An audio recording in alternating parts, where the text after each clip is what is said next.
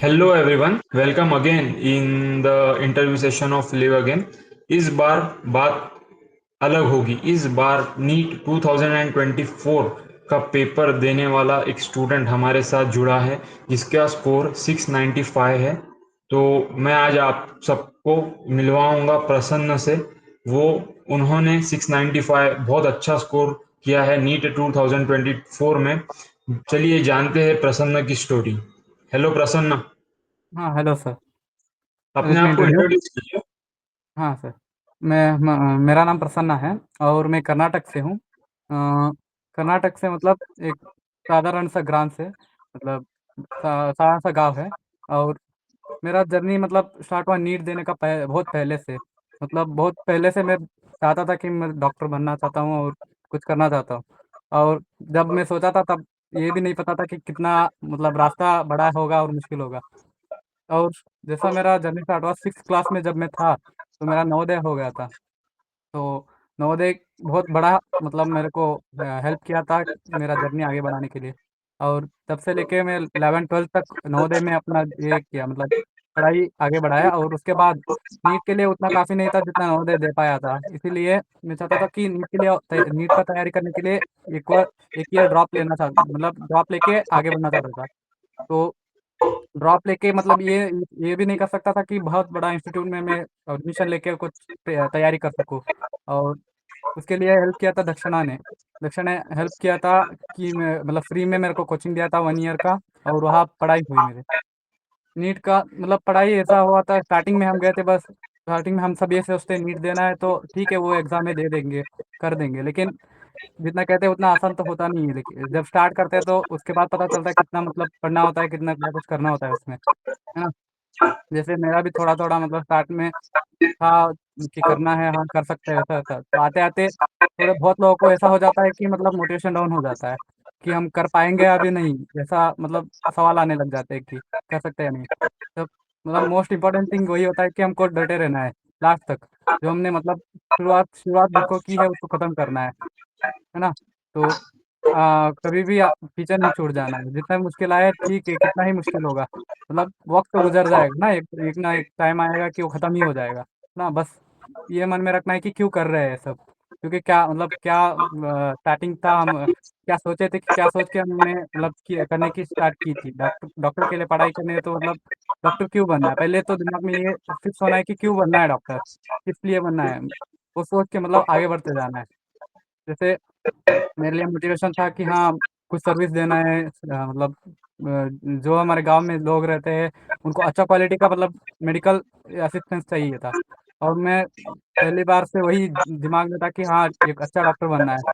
और उसके लिए बस ये छोटा सा पड़ाव है नीट एग्ज़ाम, बस छोटा सा स्टेप है, बस स्टार्टिंग स्टेप है। तो इसके बाद बहुत और मुश्किलें हैं। तो स्टेप वाइज आगे बढ़ना है, ये नहीं सोचना कि डॉक्टर बन गए, मतलब बनना है तो एक ही स्टेप में हो जाएगा, नहीं ऐसा नहीं होता। छोटे छोटे स्टेप में से होता है। छोटी छोटी चीज़ें बहुत मायने रखती है, जैसे एक एक बूंद मिलके पूरा मतलब पानी का ये बनाता है, बड़ा वाला। तो जैसे हम कोई छोटे छोटे चीज़ों को मायने रखते हुए उसको करते जाना है, पूरा करते जाना है। छोटी छोटी चीज़ों को बढ़ाते जाना है। और मोस्ट इम्पोर्टेंट थिंग होता है कंसिस्टेंसी।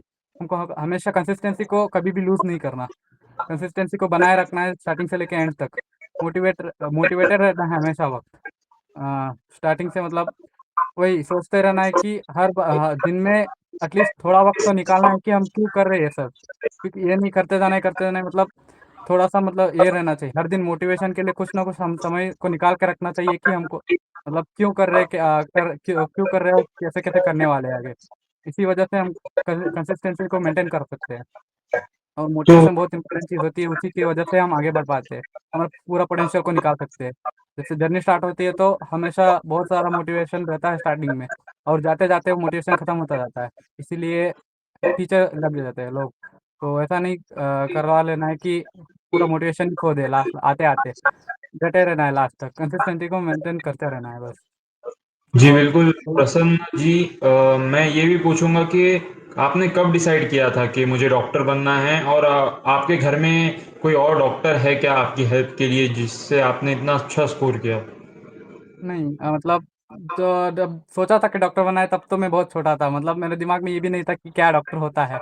स्टार्टिंग है। बस मैं देखा था एक डॉक्टर को, जैसे वो क्योर कर रहे किसी को, मतलब जब कोई बंदा, कोई मतलब इंसान अपना क्या बोलते हैं, हेल्थ कोई हेल्थ के हिसाब से कोई मतलब क्यूर हो जाए, तो बहुत मतलब उसको जो खुशी होती है ना, वो अलग अलग ही लेवल का होता है। जैसे मतलब मैं बस देख रहा था कि हाँ, इसका प्रोफेशन बहुत अच्छा है, ठीक है, मैं भी करूँगा। बस जब छोटा था तो बहुत छोटा था, मतलब मेरे को कुछ उतना पता नहीं था, लेकिन आते आते वही बस देखते देखते मेरे को ये लगने लगा कि हाँ, मेरे को करना ही पड़ेगा ये सब, मतलब मेरे लिए ही बना है, तो ऐसे ही करते रहे। और मेरा फैमिली में कोई ऐसा नहीं है, डॉक्टर नहीं है, मैं ही फर्स्ट हूँ। और बस मैं बस वही देखते गया हूँ कि डॉक्टर बनना है, हाँ। जी, मैं आपके कोशिश फैमिली करूँ। में कोई डॉक्टर और है नहीं, आप फर्स्ट है और आपने मिसाल कायम की है। आपने एक बहुत अच्छे स्कोर को अचीव करके पीछे आने वाले जनरेशन्स को बहुत सारा सपोर्ट दिया है। अब आपका देख के सब लोग भी यहाँ पे डाइवर्ट होंगे। ठीक है, तो आपका इंडिविजुअल स्कोर क्या था और आपका रैंक क्या था ऑल इंडिया, ये भी बताइए। हाँ, मतलब मेरा इंडिविजुअल को 696 था, मतलब इस बार का 696 था। ओके। और 2500 ऑल इंडिया रैंकिंग है मेरा इस बार का। अभी वही ओके। देखना है, मतलब चेंज हो भी सकता है, क्योंकि इस बार तो ये हुआ, मतलब नीट का थोड़ा सा इशू चल रहा था, तो वही है। और ये सब हासिल करने के लिए बस ये किया, जो ना जो मेहनत की है ना, वही बस मेहनत की फल है, बस वो बोल सकता हूँ। अच्छा, तो प्रसन्न, आपने जैसे कहा था कि मैंने ड्रॉप लिया, तो क्या आपने फर्स्ट अटेम्प्ट में नीट दी थी या फिर हाँ, ड्रॉप ही ले हाँ लिया सर, डायरेक्ट? जी थी सर, जी थी। बस मैं उस टाइम को मेरे को पता था कि मैं नहीं कर सकता, मतलब उस टाइम पे मैं उतना जो प्रिपेयर तो कुछ नहीं किया था, बस वैसे ही जाके मतलब अटेम्पशन के लिए दिया था बस मैंने तो नीट को। कितना स्कोर था आपका फर्स्ट अटेम्प्ट में? मेरा फर्स्ट अटेम्प्ट में 289 था बस स्कोर। देखिए देखिए, ये देखिए, आप सब लोग देखिए, टू 89 कितना था का बस। 289 289। स्कोर से हाँ। 696 स्कोर करना, वो भी सिर्फ हाँ, 1 ईयर के टाइम में। अच्छा। तो देखिए, मतलब नथिंग इज इम्पॉसिबल, ये मिसाल रखी है प्रसन्न ने सबके सामने कि कुछ भी हाँ, इम्पॉसिबल नहीं होता है। और अच्छा। फर्स्ट अटेम्प्ट में तो प्रसन्न का ऐसा भी था कि वो सिर्फ अटेम्प्ट के लिए पेपर दिया था उसने। उसने जी। ऐसा भी नहीं सोचा कि मैं अब स्कोर करूंगा, या फिर मैंने कुछ मेहनत की थी, कुछ 500 आ जाएगा स्कोर, ऐसा भी नहीं था। प्रसन्न सिर्फ नवोदय में पढ़ता था और नीट का फर्स्ट अटेम्प्ट में सिर्फ सोचा था नीट देना है, तो उसने हाँ, 289 स्कोर कर दिया और सेकंड इमीडिएट अटेम्प्ट में 696। तो प्रसन्न, आप बताइए, आपने कैसे के स्ट्रगल किया उस 1 ईयर में? आपने, आपके दिमाग में क्या ख्याल आते थे, कि क्या सोचते थे उस दौरान? हाँ, तो मतलब मुश्किल तो होता है, जैसे एक ईयर, मतलब 289 से 696 तक जाने का, मतलब ऐसा आसान तो नहीं होगा। जैसे बहुत मुश्किल होती थी। जहाँ मैं दक्षिणा में गया था, तो मेनली डेडिकेटेड था उसी के लिए, नीट के लिए था वो कोचिंग, जो भी था मेरा डेडिकेटेड उसी के लिए था। और उधर ऐसा था कि सारे डिस्ट्रैक्शन को निकाल दिए थे कोचिंग वालों ने ही। जैसे मोबाइल हो गया, हमारे पास मोबाइल नहीं था। और गर्ल्स बॉय सेपरेट रहते थे, और उसका कोई टेंशन नहीं था। क्लासेस रहते थे, क्लासेस के सिवाय खाना, सोना, बस बाकी कुछ नहीं था। बस हमने एक ईयर डेडिकेटेड कर दिया था कि हाँ, नीट के लिए करना है बस। और एक ईयर गया तो गया, हमारी ज़िंदगी बदल जाएगा, बस यही बिल्कुल। मन में था। और जब भी बिल्कुल। हम पढ़ रहे थे, बस यही सोचते थे कि निकल जाएगा तो टाइम, मतलब एक नया सवेरा आएगा, और जब आएगा तो बहुत सुंदर रहेगा। बिल्कुल, वैसे बहुत टाइप का। बढ़िया, बहुत बढ़िया, बहुत बढ़िया। तो बहुत इंस्पिरेशन मिल रहा है बच्चों को आपके इस स्टोरी से। तो बताइए, आपने इंडिविजुअल सब्जेक्ट्स को कैसे अप्रोच किया था उस 1 ईयर में? हाँ सर, इंडिविजुअल सब्जेक्ट के हिसाब से फिजिक्स का था, तो मेरा ऑलमोस्ट मेंटर पे डिपेंडेंट था मैं। मेरा जो भी टीचर था फिजिक्स का, वो बहुत मतलब ठीक थे। हाँ, फिजिक्स का तो हम बस क्वेश्चन सॉल्विंग, और उसका जो भी टॉपिक था वो अंडरस्टैंडिंग का वजह, अंडरस्टैंडिंग तो बनाना ही पड़ेगी फिजिक्स का तो फिजिक्स का तो हो गया था। हम क्वेश्चन प्रैक्टिस करते थे हर दिन, हर दिन एटलीस्ट 30 to 40 क्वेश्चन करते थे हम लास्ट तक। और फिजिक्स का तो ऐसा हो गया, केमिस्ट्री का हम पढ़ते थे टेक्स्ट बुक, और हमारा मेंटर भी ठीक था कि सारे बता देते थे कि कैसे कैसे, मतलब अंडरस्टैंडिंग तो वो बना देते थे, और पढ़ना और याद रखना हमारा का छूटता था। और बायोलॉजी हमारा मेंटर बहुत अच्छे थे, मतलब सारे चीज़ें को समझाते थे, जैसे हम अभी ऑलरेडी मेडिकल कॉलेज में है, जा जैसे वैसे मतलब समझाते थे ठीक से, मतलब क्या क्या रहता है, क्या क्या रहता है। और ज़्यादातर बायोलॉजी बायोलॉजी का हिसाब से तो ज़्यादातर एनसीईआरटी का ही रहता है सारा सब कुछ। हम एनसीईआरटी का लाइन टू लाइन तो हमको याद ही रखना पड़ता है। मेरे को ये भी नहीं पता कि मैं एनसीईआरटी कितनी बार पढ़ चुका हूँ ऑलरेडी, 11th 12th का। तो एनसीईआरटी ही ऑलमोस्ट है केमिस्ट्री और बायोलॉजी के लिए। और फिजिक्स के लिए हमको क्वेश्चन प्रैक्टिस करना ही पड़ेगा बहुत सारा।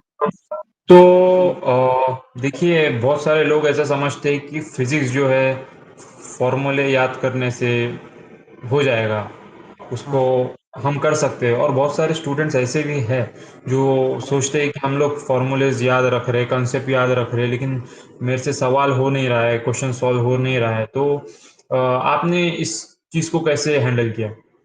मैं कभी मतलब फिजिक्स का फॉर्मूला याद रखने पे ध्यान नहीं देता था। मैं जब भी करता था मतलब एक फॉर्मूला के ऊपर 10 सवाल कर दिया, 10 सवाल कर दिया मान लो, कि वो फॉर्मूला कभी भूल ही नहीं सकते। ऐसा हो जाता था कि मैं ज़्यादातर मतलब ट्राई करता था कि क्वेश्चन फॉर्मूला याद करने से अच्छा है कि फॉर्मूले के ऊपर क्वेश्चन कर लो।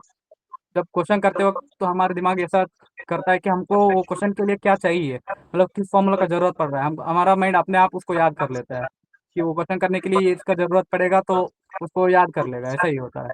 जैसे हम क्वेश्चन करते थे और थोड़े क्वेश्चन को मार्क कर लेते थे, जिससे हमको आगे जाके रिवाइज करते हो कुछ उससे हमको हेल्प मिल जाए। मतलब एक क्वेश्चन ऐसा होता है जिसमें जिसमें सारे फॉर्मूलास लिखते हैं, उस क्वेश्चन को हम टिक कर देते, मतलब मार्क कर लेते थे। और जब रिवाइज कर रहे होते तो उस क्वेश्चन को हम दोबारा स्टार्ट करते थे पहले से, मतलब अगर भूल जाते तो फिर से उसको सोल्यूशन देखते थे, फिर से ट्राई करते थे। तब वो ऐसे ही करते करते रिवाइज रिवाइज करना बहुत मतलब एसेंशियल होता है याद करने के लिए। मतलब रिवाइज तो करना ही पड़ेगा। हम एटलीस्ट 1 महीने में एक बार तो रिवाइज ही करना पड़ेगा, नहीं तो हम भूल ही जाएंगे कितना भी पढ़ लो। अगर रिवाइज नहीं कर रहे तो वो चीज़ भूल जाएगा, हमारा माइंड उतना याद नहीं रख सकता। अगर तुम एक बार पढ़ रहे हो मतलब परफेक्ट हो गए, कोई परफेक्शन का ऐसा चीज़ नहीं होता। कितना भी पढ़ लो, लेकिन एक ना एक दिन मतलब तुम भूल ही जाओगे। इसको प्रिवेंट करने के लिए बस रिवाइज करना ही एक हल है। बस वही कर सकते हैं और कुछ नहीं कर सकते। रिवाइज करना ही हाँ, पड़ेगा। बिल्कुल। मतलब आपने ये बताया कि कोई भी परफेक्ट नहीं होता है ना? हाँ। और किसी को पता भी नहीं होता कि मैं इतना अच्छा स्कोर करूंगा। बस ये मैटर करता है कि क्या मैंने पिछले बार कितना अच्छे से वो पढ़ा है और कितने बार मैंने रिवाइज किया है। आखिरी इन दी एंड वो मैटर करता है ना? तो और आगे केमिस्ट्री को कैसे अप्रोच किया था आपने? केमिस्ट्री का हम ज़्यादातर कॉन्सेप्ट को तो अंडरस्टैंडिंग का ज़रूरत होता है केमिस्ट्री में। मतलब हमको अंडरस्टैंड करके याद रखना होता है। और जो चीज़ें मतलब याद ही रखने होते हैं, जैसे नाम होते हैं थोड़े से, इसको याद ही रखना होता है। तो इसको एक जगह लिख के रखते थे हम रिवाइज करने के लिए।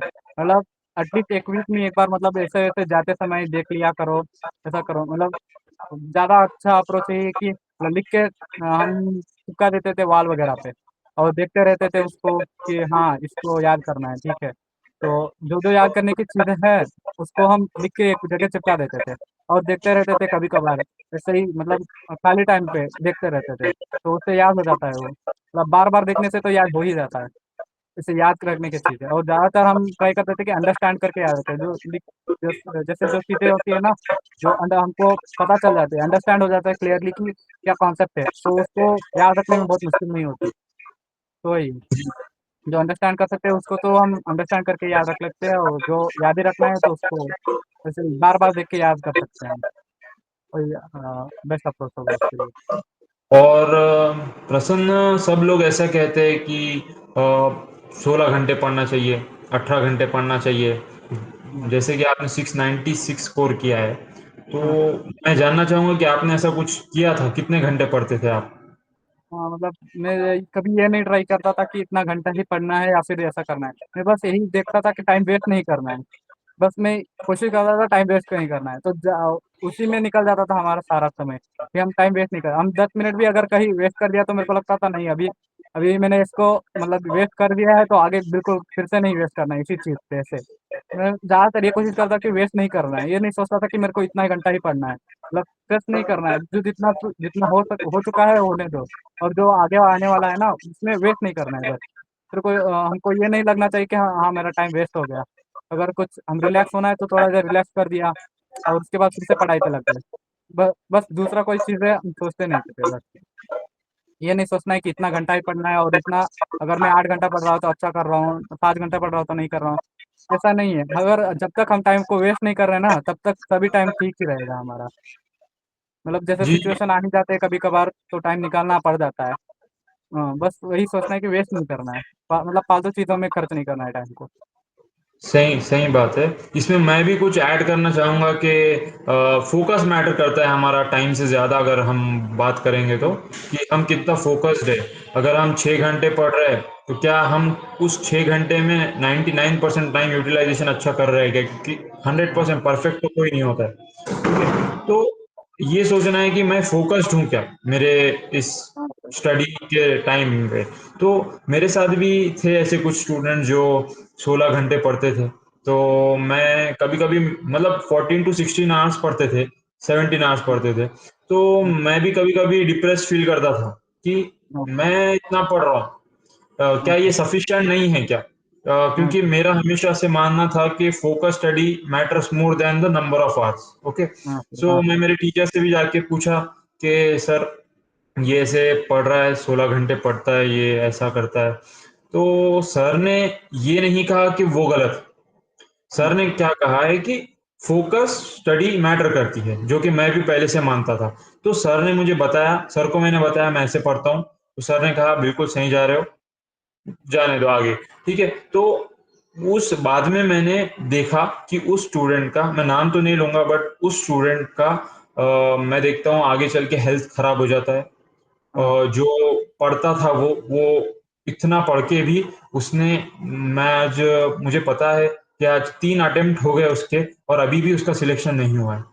हाँ हाँ तो मैं कहना चाहूंगा कि फोकस स्टडी मैटर करती है, ना कि नंबर ऑफ आवर्स। अगर आप 16 घंटे पढ़ते हो, हाँ सर। 16 घंटे मैं किस बेसिस पे बोल रहा हूँ कि ट्यूशन के साथ मिला के, मतलब अगर मैं ट्यूशन का टाइम निकाल के देखता हूँ तो अगर इतना भी पढ़ते हैं हम लोग बहुत ज्यादा, लाइक अब 16 घंटे फॉर एग्जांपल 16 to 17 आवर्स कोई पढ़ रहा है, तो हमारे पास कितना टाइम बचता है?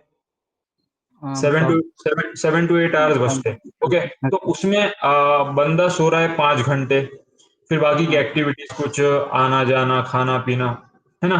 तो ये मैटर नहीं करता, इससे सिर्फ हेल्थ खराब होती है आगे चल के। तो हाँ सर। हमारी हेल्थ का भी हमें ध्यान रखना होता है इस टाइम पर, हाँ हाँ जो कि बहुत क्रूशियल है हमारे लिए। उससे अगर अगर हमारी हेल्थ खराब होती तो हमारा बहुत ज्यादा टाइम वेस्ट होता है ना? तो हाँ।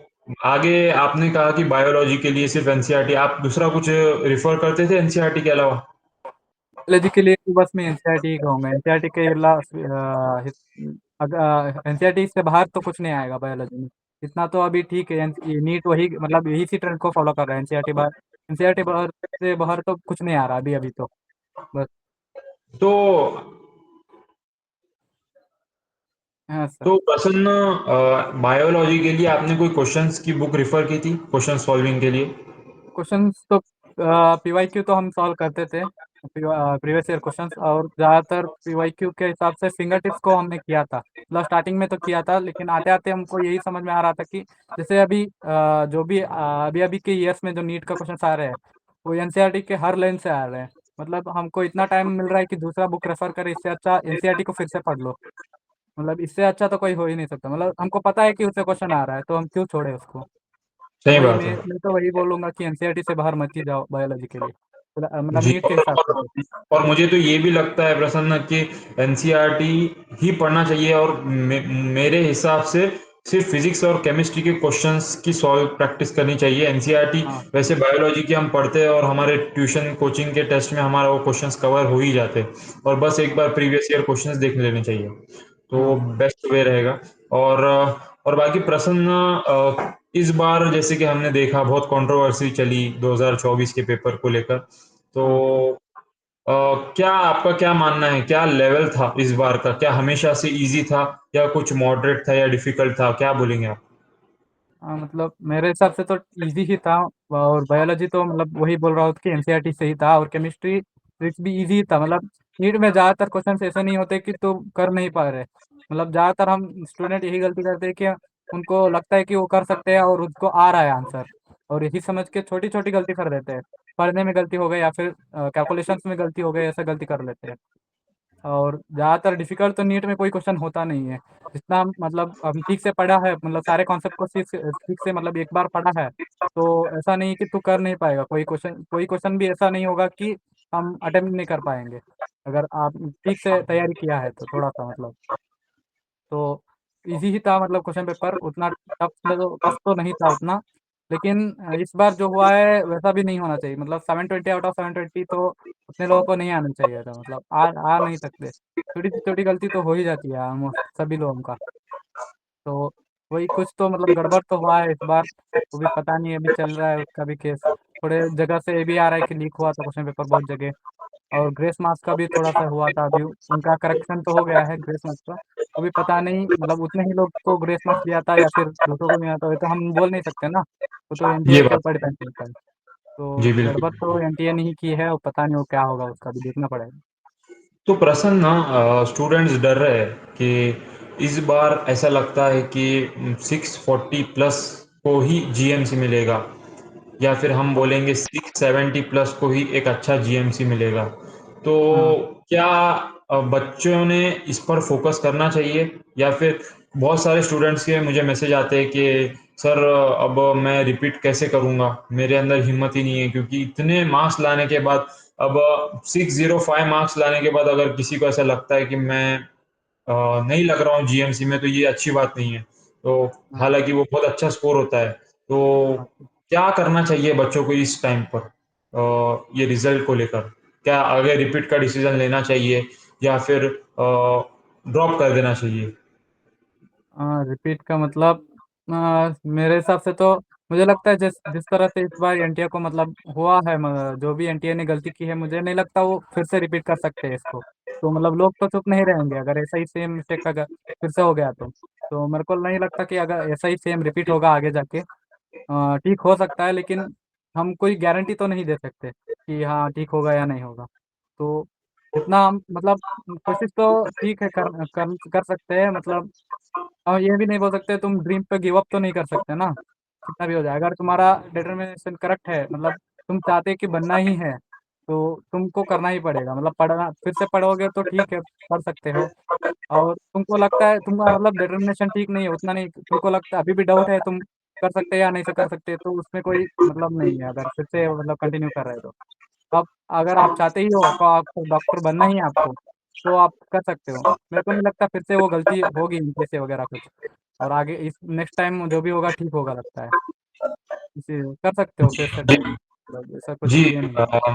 मेरा भी ये मानना है कि जो अभी सुप्रीम कोर्ट में केस चला है, बाकी इधर उधर जो बातें चल रही है, बहुत हाँ। सारे स्टूडेंट्स को 720 मार्क्स आ गए हैं, जो एनटीए पर इस बार आरोप लगाए गए हैं, तो मुझे नहीं लगता कि आगे चलकर पेपर लेवल इतना इजी रहेगा। हाँ, इजी आने नहीं वाले है। 2-3 साल में मुझे लगता है कि फिर से वो 2017 2018 टाइप के पेपर्स आना स्टार्ट हो जाएंगे, हाँ है सर। ना?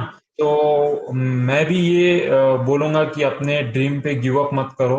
अ, हाँ सर। जैसे कि प्रसन्न ने मिसाल कायम की है कि 289 से 696, वो भी एक साल में। तो देखो दोस्तों, हमारे पास टाइम लिमिटेड नहीं होता है, हमारे पास हमारा फोकस लिमिटेड होता है। क्या हम हाँ। उस टाइम पे करते हैं वो मैटर करता है, क्योंकि उसी टाइम पर जो 289 स्कोर किया था स्टूडेंट ने, वो 696 ला रहा है, और उसी टाइम पर 289 वाले 350 ला रहे हैं। तो आपको देखना है कि आपकी कहाँ मिस्टेक हो रही है।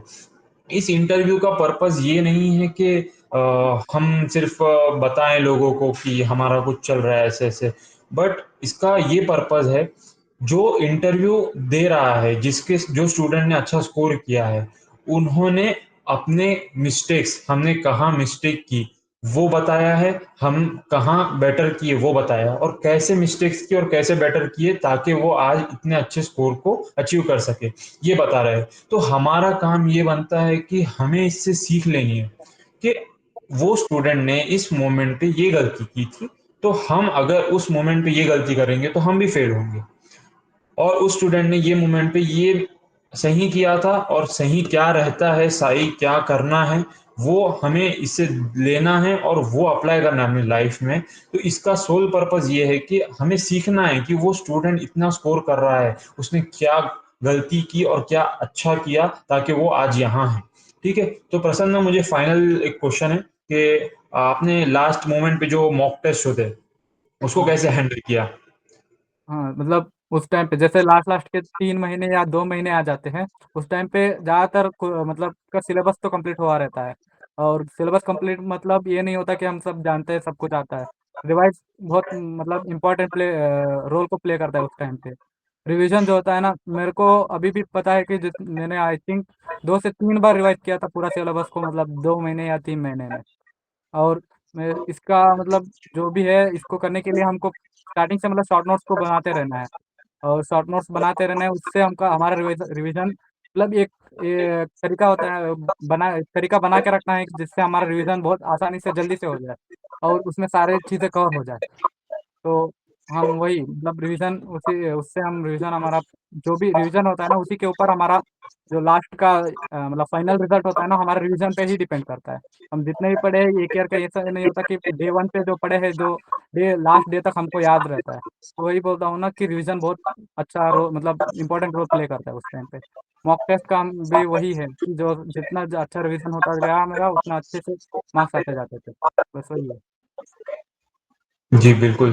तो एक लास्ट मैसेज आप क्या देना चाहोगे स्टूडेंट्स जो आपको देख रहे हैं उसको, जो डरे हुए हैं आगे क्या होगा हमारा, जो एंजाइटी फील कर रहे हैं, तो आप क्या मैसेज देना चाहोगे आपकी तरफ से लास्ट? मतलब हमको आगे का देखना नहीं है, बस यही बोलना चाहता हूँ कि हमको आगे का देखना ही नहीं है। बस हमारा मन में यही रख के जाना है कि हम नीट दे रहे हैं और नीट में अच्छा स्कोर अभी प्रोड्यूस करना है बस। और उसके अलावा कुछ ज़्यादा नहीं सोचना है हम करेंगे या नहीं होगा, कर पाएंगे या नहीं। बस हमको छोटे छोटे मतलब वही देखना है ना पूरा। हम पहले से ही पूरा डॉक्टर बनने तक देख देख रहे हैं तो हम कभी नहीं कर पाएंगे। हम सोचेंगे बहुत बड़ा मतलब रास्ता है तो हम चल नहीं पाएंगे। छोटी छोटी चीज़ों को करते जाना है बस। अभी हमको नीट को क्लियर करना है। नीट को क्लियर करना है, उससे पहले हमको सिलेबस को कंप्लीट करना है। सिलेबस में बस एक सब्जेक्ट को लेना है, और ऐसे ही छोटे छोटे मतलब एक चैप्टर को अभी खत्म करना है ना। तो ऐसे ही छोटे छोटे स्टेप से बढ़ाते बढ़ाते हम पूरा मतलब बहुत बड़ा ये क्या बोलते हैं रिजल्ट को ला सकते हैं बस। वही कहता हूँ कि छोटी छोटी चीज़ों को बढ़ाते जाना है हमको। और ज़्यादा नहीं सोचना है कि पहले से ही सोच के नहीं बैठना है कि नीट में इतना स्कोर लाना है उतना स्कोर नहीं। डे वन पे बस वही स्टार्ट करना है। हम फर्स्ट चैप्टर का फर्स्ट टॉपिक को हमको क्लियर करना है। बस ऐसे ही चलते जाना है। और स्टेप एक दिन आएगा कि सारे इंटीग्रेट होके बहुत बड़ा ये बन जाएगा। बहुत बड़ा बनेगा बिल्कुल। स्टेप बाय स्टेप हमें बस फोकस करना है कि हम आज क्या कर रहे हैं, ये मत सोचो कि आगे क्या होने वाला है। बस हम हाँ, स्टेप बाय स्टेप, अगर आज हम परफेक्ट जा रहे हैं तो यकीनन 365 डेज अगर हम ऐसे सोचेंगे तो 365 डेज आउट ऑफ 365 डेज हम परफेक्ट जाएंगे और आगे परफेक्ट स्कोर आएगा, है ना? अच्छा। इसमें कोई दोहराई नहीं है। तो बस लास्ट बात ये करूंगा मेरे उस फ्रेंड्स के लिए, छोटे भाइयों के लिए जो जिनका स्कोर कम आया है, तो मैं बस लास्ट में ये कहूंगा कि फिर से शुरुआत करने से मत घबराना मेरे दोस्त, क्योंकि इस बार शून्य से नहीं, अनुभव से शुरुआत होगी। ठीक है?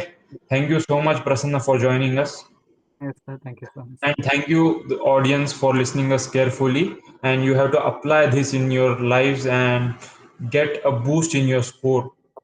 Yes sir. Thank you. Yes sir.